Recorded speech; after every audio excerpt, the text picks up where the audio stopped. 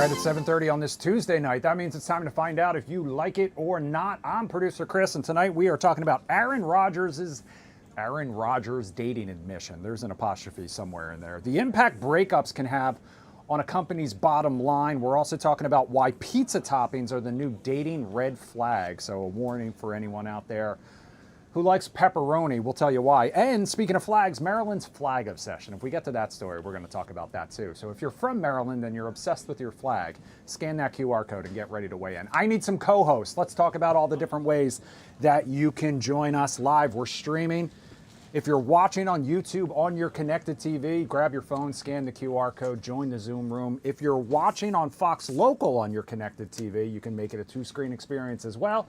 Just scan one of those two QR codes or punch in that meeting ID, 892-0982-4674. If you're watching on our website, fox5dc.com, or you're watching Fox Local, the mobile version, on your phone, and you can't scan the QR code or it's just a little too hard, you can go to my Instagram page.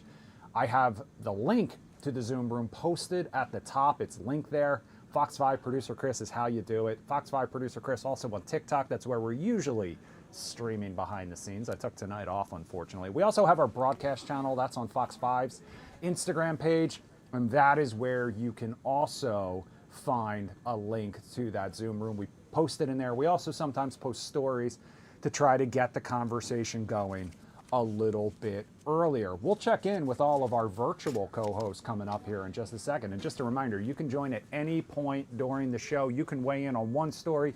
You can weigh in on every story. That QR code at the bottom of the screen is going to stay up for the entire half hour. We'll check in with everybody in just a second. First, though, we'll also say hello to our in-studio guest host. She's making her Do You Like It or Not debut. She'll join us in just a second. So, in the meantime, while we wait, we're going to dive right in and we're going to start things off with former, possibly maybe present Steelers quarterback Aaron Rodgers, because he is opening up about his relationship with his mysterious wife. And I say mysterious because no one seems to know who she is or have ever seen her before. The Super Bowl champion says he actually met her years before they started dating. And he says he knew she was the one even then. However, he says he still waited and dated several other women first. Rodgers also called the obsession with his personal life and relationships bizarre. He also touched on why he keeps his relationship private. He says even though his wife married a public figure, she did not sign up to be a social media wife or girlfriend. So before we check in the Zoom room, we want to say hello to our guest host making her Do You Like It or Not debut. Please welcome Fox 5's Like It or Not producer Deja Rawls. Deja, thanks so much for joining us. Thank you. I'm excited. Debut here. Yes. So you just finished up. Thank you for having me on your show Yes. and returning the favor and joining us Of here. course. So That's for what we do. anyone out there who doesn't know you or hasn't seen you on Like It or Not, tell them a little bit about yourself. So I've been here at Fox 5 for about a year and a half. So I just started doing Do You Like It or Not the end of last year. Like It or Like It or Not. I know made you're the doing Do You exact Like It or same Not. I started doing Like It or Not about the end of last year. I've been really enjoying it. So. Well, we enjoy having you, and I enjoy all of your story selection because she helps me out big time in that department. So we're talking about Aaron Rodgers. This idea of meeting the one but waiting to come back, circling the block to her a little later. Do you like this or not? I feel like Maria said earlier, sometimes you're not ready for that person, but you definitely run the risk of them just not being there. And just like you already found the perfect girl, she didn't want to be in the spotlight, and then you got your karma by getting all of these girls who did everything else, calling paparazzi, doing all this stuff. You got your karma. Luckily, she was available for you still, so I guess she was the one. But I feel like if you found her, just do it. Found her, just do it. I respectfully just disagree a little bit, and I'll share a little personal insight here. My wife, Molly, who I've been married to for several years now, we found out about a year into dating that we were next door neighbors. We lived in the exact same apartment on the exact same floor, literally shared a wall for one full year, and we never met. We never crossed paths, and we were convinced that the universe kept us apart because if we had met then and we had tried it, neither of us would probably have been in this sort of space, and that it would have worked out. That makes sense. I do believe that, like Sharon said earlier, timing is everything. But I also just want to really hate Aaron Rodgers. I don't want to give him any sort of credit whatsoever. But let's head into the Zoom room and see what Allison thinks. Allison, this idea of meeting the one, but waiting to settle down with her. Do you like this or not? Surprisingly, I agree with Aaron this time, because you have to sometimes test something out, like especially with a man, let him get it all out of his system before he ties it in and starts cheating. Especially as an athlete, everybody wants an athlete, an actor, and a singer. Everybody wants that. So he needed to get it all out of his system before he figured out, you know what, I know her habits, I've already been there, let's go back. So I'm sure it worked out the way it was supposed to. Okay, so you think she actually made off well in this deal because he'll be a better partner now that he's got it all out of his system. All right, Chad and Laura in the Zoom room. Let's check in with a couple. Obviously, Laura is the perfect woman for Chad. But if Chad said, all right, hang out on the back burner for a little bit, I'll come back to you. Yeah. Do you like this or Yeah, not? he did. He did? Well, he did. You son of a... Kind of. Like, we met before we started dating, like a while before. And he was my personal trainer for a while before. Scandalous. Dirty dog. So timing does play it. I understand what Aaron's saying. It's not the weird part. The timing's not the weird part. The weird part is putting up this charade when she doesn't really even exist. Yes, this whole thing thank is you. story he's Thank making you. up. Woo, there we go. I agree with that aspect 100%. David's in the Zoom room. David, do you agree with what everyone's saying? Timing's everything, and he made the right call. I'm not surprised to agree with Aaron Rodgers. He gets a lot right. And yeah, he's the love is this mystery that we are all fated to not figure out, you know, no matter how hard we try. Doesn't mean we shouldn't try. But yeah, timing is an ingredient. You can have all the chemistry, you can have the right location, but it might not be the right time. I mean, soon, like it's an amazing ingredient of all of those three things and more, and we don't control it. We try to do best we can, but it's a mystery we can't figure out. Yeah, well said. And luckily for him, she was still available Luckily and for him. ready and waiting. All right, next up, we're talking about breakups and the bottom line, because new data shows breakups cost employers, believe it or not, nearly $14 billion a year. A separate survey shows 1 in 3 U.S. workers have called in sick or used vacation time to recover from the end of a relationship. And even when a heartbroken employee does show up for work, they may not put their whole heart and soul into it. 43% admit their workplace productivity suffers. 38% report lower motivation and engagement. 1/3 of workers say employers should offer heartbreak leave, heartbreak paid time off. 40% say they need at least 3 days of paid time off after a split. Nearly 20% say heartbreak has negatively impacted their relationships with their coworkers. One career expert associated with the survey says breakups are one of the most common forms of personal grief, yet employees are often expected to perform as if nothing happened. So Deja, heartbreak paid time off. Do you like it or not? I like it. For some people, if they really go through like hard times, like I've heard stories. I personally have never. I've always felt like once it's over, I'm like, okay, I can actually focus on work. Like, my life has gotten a little better. So it's like, I don't really relate to that. And maybe that's just me. But I think for other people, I have seen people just like look distraught. I'm like, do you need to go home? Like, are you okay? Okay, I agree with that 100%. Allison, here's what my fear becomes, okay? What is the threshold for a relationship that deserves that level of mourning? 3 days paid time off. Does that count against your vacation, or is this a whole separate thing, the same way like paternity or maternity leave would be? Because I know enough people who are out there on these apps dating somebody for like a month and then going through a breakup, and I don't necessarily need you to be taking 3 days off every single time. Okay, Chris, so I'm not going to take this to a dark place, but I have been through breakups to the point where I was, when I say broken, I mean hospitalized. But you know what? I never stopped. I kept going, kept working, because it's like at the end of the day, bills need to be paid. So I think if somebody really felt that it was that rough, that they needed time off, I wouldn't say, oh, excuse me, boss, can I have some breakup time off?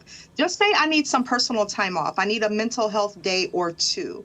But because then if it's like that, some people are serial daters and you might break up today, be with somebody next week, a month later, and then next thing you know, you're just going to be taken off all the time.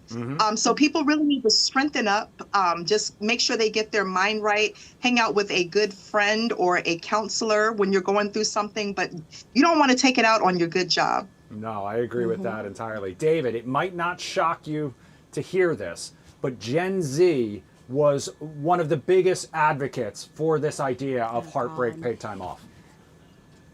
Yeah, not surprised to find that out. But I don't think that's any ding on Gen Z for them. I think they're just thinking about things in new ways. I do think that this could be breakups and heartbreak can be grouped into a category of mental health days, kind of like sick days, but I don't think it should be specified. You get 3 days a year for mental health, you get 2 days a year for breakups, and 7 days a year for regular sick. No. Like that should all be grouped into one big paid time off. You choose how you spend it. And, but I do think, that certain level of heartbreak warrants some time at the discretion of the person. For some people, maybe it's taking time off. I'm inclined to think, on some personal experience that I have, that, sometimes like I want to be around people in those situations. I don't want to take time off. I need like anyone, like some kind of, some level of companionship, whether it's friendship or just acquaintance or something like, to not be alone in times of despair. But that's just an individual, thing. Each person has their own way to respond. I don't think it needs separate categories of breakup time off, but can be grouped into a larger thing, how a person spends at their discretion. Yeah, and sometimes a distraction can go a long way. Chad and Laura, do you agree with David? Yeah. So it's really like, I can't believe you mentioned this because we actually just broke up and I'm going to need at least the rest of the week off. Yeah. And I'm going to use my personal time like a normal person. So when I'm feeling heartbreak, I'm just like tomorrow, I'm just going to use personal time. David made a lot of sense actually for once. And I agree with both his points. Like either you dive into work and to try to forget about your problems. And what was the other point David made? Oh yeah, use personal time. We don't need a separate category.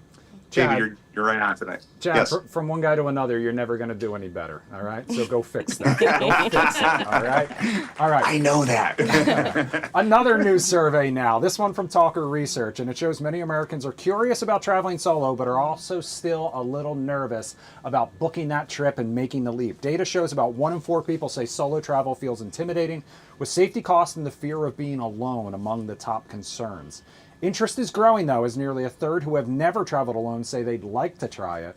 And for those who have, 70% say the experience was worth it and they do it again. So, Deja, solo travel, do you like it or not? And have you done it? I haven't done it. I've wanted to. My mom did it when I was younger, and I loved that. I was like maybe 7, and she was like, I'm going to Cancun. You're going to stay here with your dad. I'm like, okay, girl, I get it. I love it, and I wish that I just started just going out by myself, just like to like a bar or like to a museum. So I feel like I'm slowly working up to it, but I definitely want to book a solo trip just myself so I don't have to worry about what anybody else wants to do. I can have my own itinerary, have my own fun, but I'm definitely here for it. I think everyone should do it. I think that's a really interesting way to do it, and I think it's a really fun way to do it too. Allison, do you like the idea of solo travel?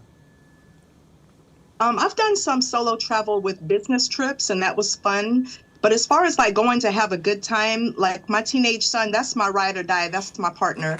And I also talk a lot. So I don't want to be like, bogging down some stranger, just talking their ear off. I like to have somebody that I can communicate with and just talk about things. And I also am directionally challenged. Okay. So if I go somewhere and says, you are here, I'll turn around and be going all the way in the wrong direction. So I need somebody with a good sense of direction with me as well. Deja says she You are me. is me. She is me. GPS all the time. Chad and Laura, do you guys... Laura, I know you were originally from New Mexico. Do you do a lot of solo traveling? Well, when I go back to visit my parents, I travel there by myself. But when I'm there, I'm with my parents the whole time. The one time I've really done, I guess, like solo travel is when I go to conferences for work. Sometimes I'm the only person going. But then, like, I have a conference to take up my time. I don't really have to do an itinerary. But I'm pretty introverted. I think I'd get pretty bored if it's just... I've never done it. I don't plan on it. Yeah, maybe. Fair enough. All right. David? Yeah. David, solo travel. Do you like it or not? Have you done much of it? Do not like it. I think I've done a little bit. I always find it really disappointing because there's something you need to share experiences with people, and I feel like when traveling solo, there's a feeling of emptiness and what's the word I'm looking for? Like insecurity. Like I don't feel like you get the full experience. Trying new foods out, picking places, exploring different side streets and alleys and things. I think you get the better experience with company. So not a fan. Prefer to travel with some sort of travel companion. Fair enough. Yeah. Freddie's in the Zoom room. Freddie, do you like solo travel? Have you done much of it? Deja and Chris, just want to say, well, I've never done any like solo travel before. Like, I wish I can do it myself since I'm over 21 or over 25 years old. But like, hey, let's say I want to go to Colorado, or let's say I want to go to Fort visit Myers, David. Florida. I'll visit David. You know that if I want to visit Colorado with him.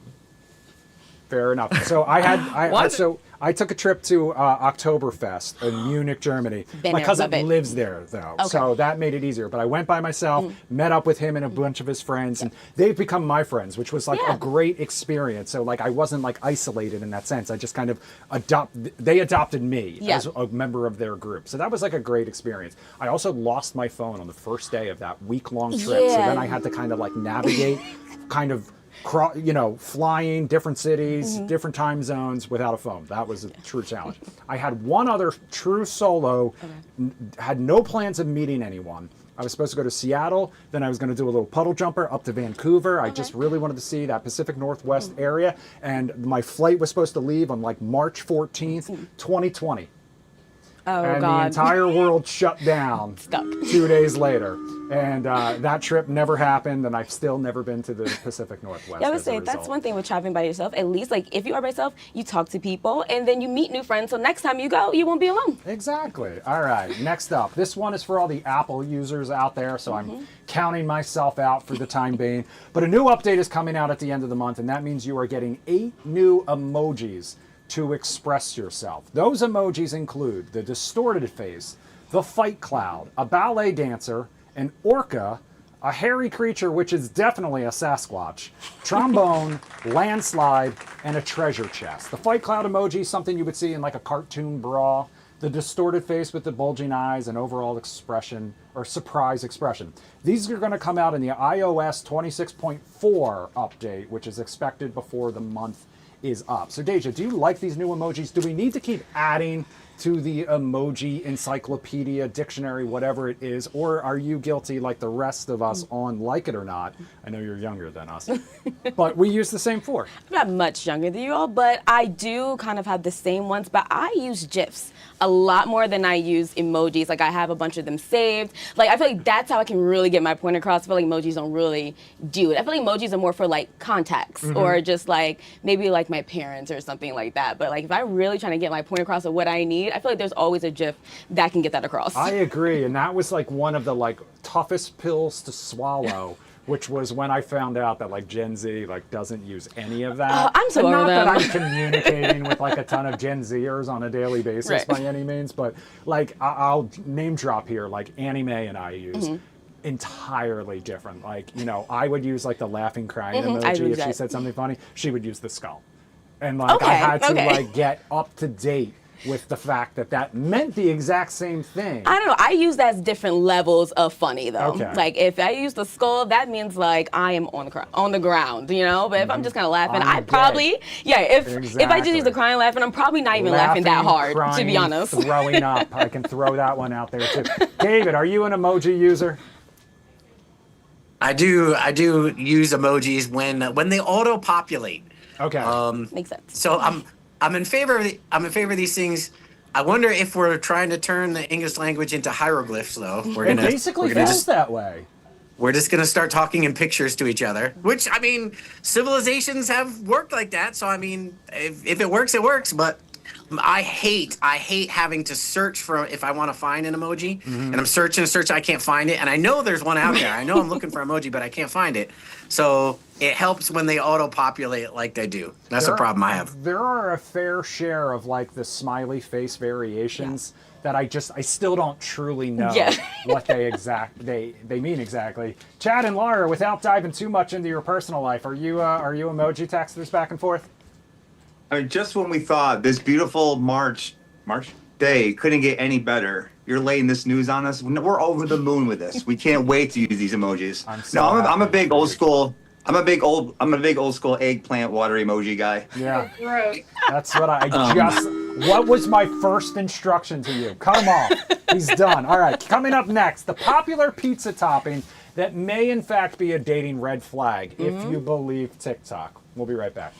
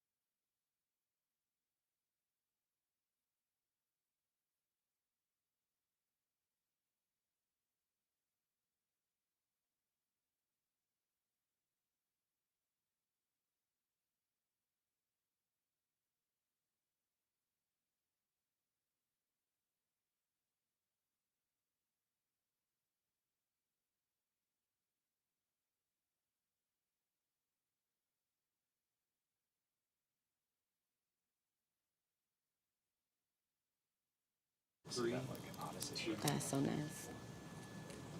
Welcome back to Do You Like It or Not on this Tuesday night. This is the part of the show where we like to check those YouTube comments, and I heard we had a deep pull from Laura referencing some sort of Star Trek episode. I forgot I went to Alaska for a couple days a few years ago on my own. It was actually fun. Okay, that was solo travel. West Virginia Ben says, I'm tempted to try a river cruise on my own. Molly says, I loved solo travel in my 20s when I was single. I took a solo honeymoon to Thailand, and it was incredible. Now, of course, I prefer to travel with my husband. That's my wife. So I am well aware of all the solo travel that woman has done. It is, I mean, she's been to so many places already that, like, it's hard to, like, kind of come up with, because I have never been so many places that, like, when she's like, oh, I want to go here because I've already been in all of these places, I'm like, well, I've never even been to London. I haven't been to Rome. All right, I got distracted. All right, West Virginia, Bigfoot got an emoji only in 2026. We do talk in pictures. This is Laura, much like the Darmok episode of Star Trek: The Next Generation. Nerd alert! No idea what that means.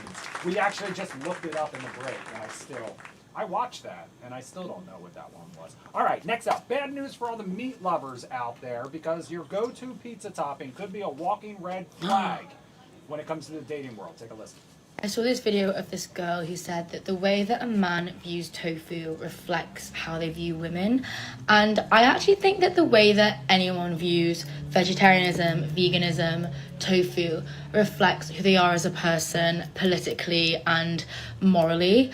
I personally think that if you can't reduce your meat intake, then you are selfish. Like, the idea of not getting enough protein, that really reminds me of, like, toxic masculinity. Whenever I'd go on dates with men and they'd find out that I was veggie, they'd be so shocked at, like, where I was getting my protein from.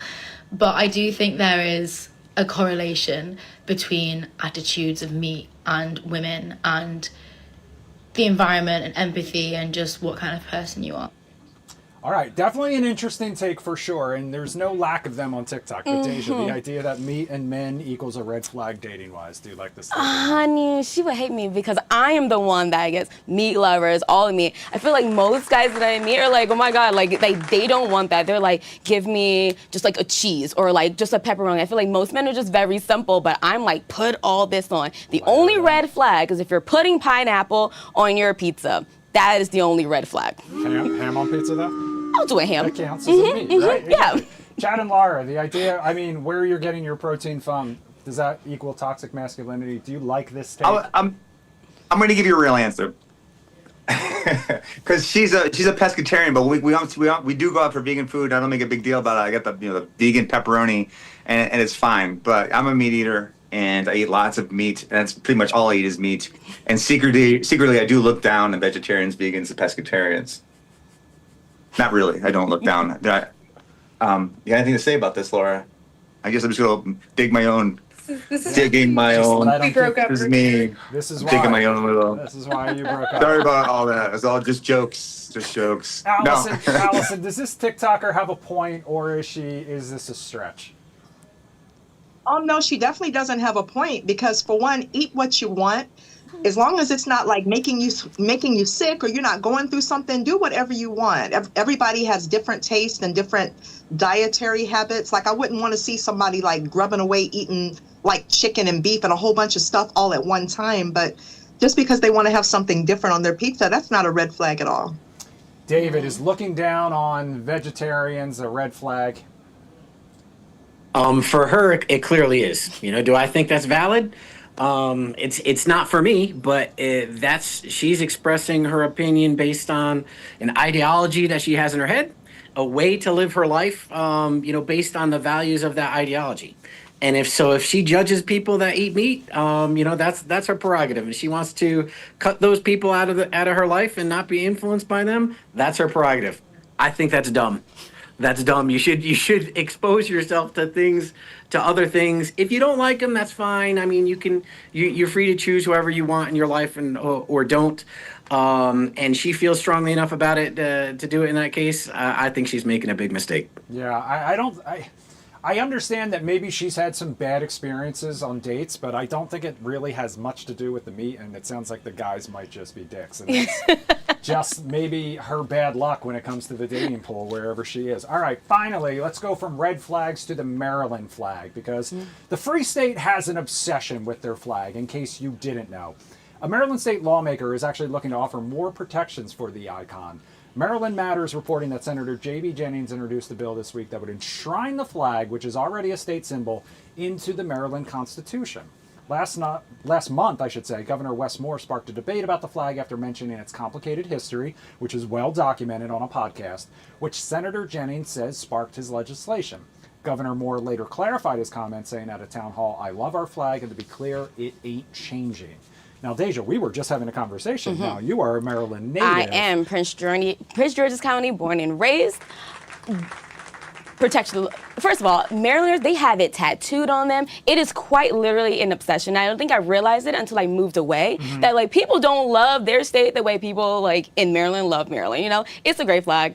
Leave it alone. Don't even bring up trying to change it. Like I got some text about that. They was like, we're absolutely not like, no more. We're not doing that. I have joked about this for a long time. Ever since I moved to the Washington area, I was like flabbergasted about how obsessed with their state flag Marylanders were. And I knew a lot of people who went to the University of Maryland, and it was like on everything. And like, yellow and red is not like the normal combination that I would see people like fashion-wise like putting on themselves. Allison, you're in Maryland, if I am correct. Do you love the Maryland flag the same way most Marylanders do? I do. I was actually doing a work project for the state of Maryland, and I painted that flag on my nail. It took me about 35 minutes, and I actually got promoted the next day. But yes, I love the flag, and I hope they don't change it. All right. I mean, I am being a little bit of a hypocrite here because I do have the DC flag, which is not a state, but I do have it tattooed. But it was like, it's just kind of trendy. It was like a thing to do, and it was like simple and it was clean. Chad, are you a huge fan of the Maryland flag, I should say, or do you find it as strange as I do about how obsessed Marylanders are with it? I agree with you, Chris. Is it one of those things that is so ugly it's cool? Because I think it's.